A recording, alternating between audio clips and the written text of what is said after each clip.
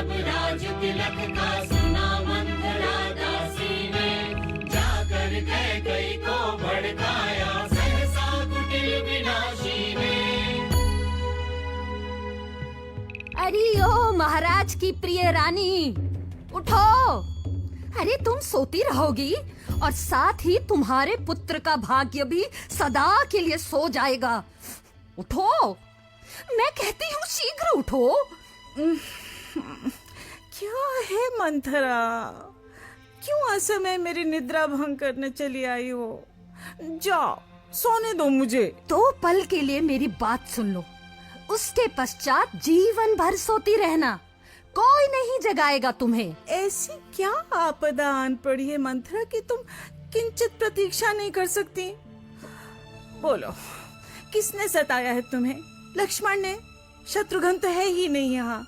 मेरी चिंता छोड़ो महारानी, अपनी सोचो, अपने पुत्र की सोचो। क्यों, क्या हुआ मुझे या मेरे पुत्र को? लो, इसी को कहते हैं दिए तले अंधेरा।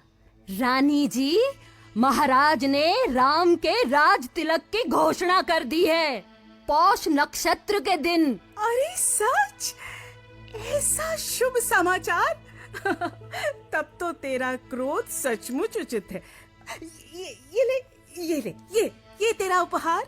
मुझे तुरंत महाराज और पुत्र राम से मिलना है। लो, फूट गए भाग, यहाँ सर्वनाश हो गया है और रानी जी उपहार बांट रही हैं। सर्वनाश? अरे क्या अशुभ बोल रही है? मति भ्रष्ट हो गई है तेरी। जा, दासियों को बुला।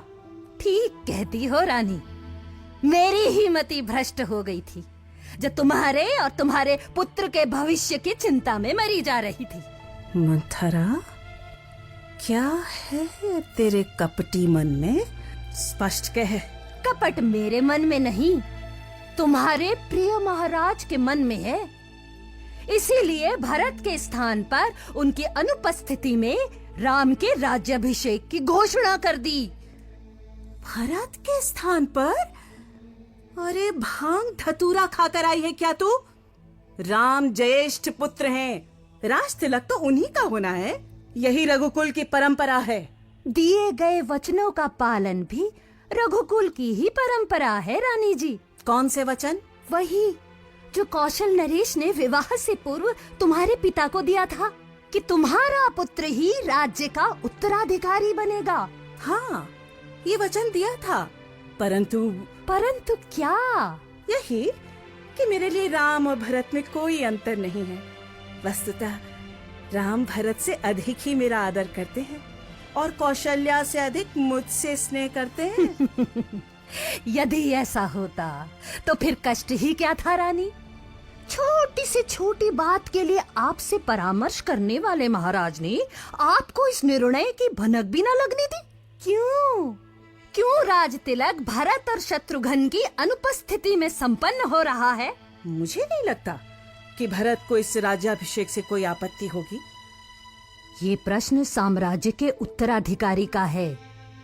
यदि राम अयोध्या के राजा बने तो भरत जीवन भर उनके अनुचर दास बने, उनके आदेशों का पालन करते रहेंगे और मेरी महारानी कैकई कौशल्या की सेवा करेगी। तुम्हें ये चिंता क्यों खाई जा रही है कि? मुझे चिंता अपनी नहीं, तुम्हारी है। अरे गोद में खिलाया है तुम्हें, अन्यथा मुझे क्या है? कोई निरप हो, हमें क्या हानि?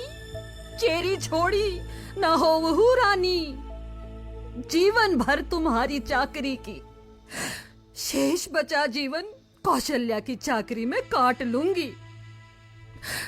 चलती हूँ, भलाई का तो मूल्य ही नहीं है। अच्छा ठहर, यदि मैं तुम्हारी बात मान भी लूं तो अब क्या हो सकता है?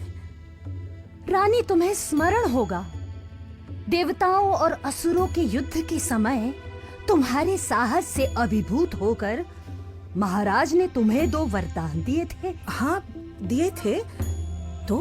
हाँ, उन्हें मांगने का समय आ गया है। स्पष्ट कहो। ठीक है, जाकर कोप भवन में बैठो। मैं महाराज को सूचित करती हूँ। वो आए तो पहला वरदान मांगना भरत का राज तिलक, और दूसरा? राम को 14 बरस का वनवास।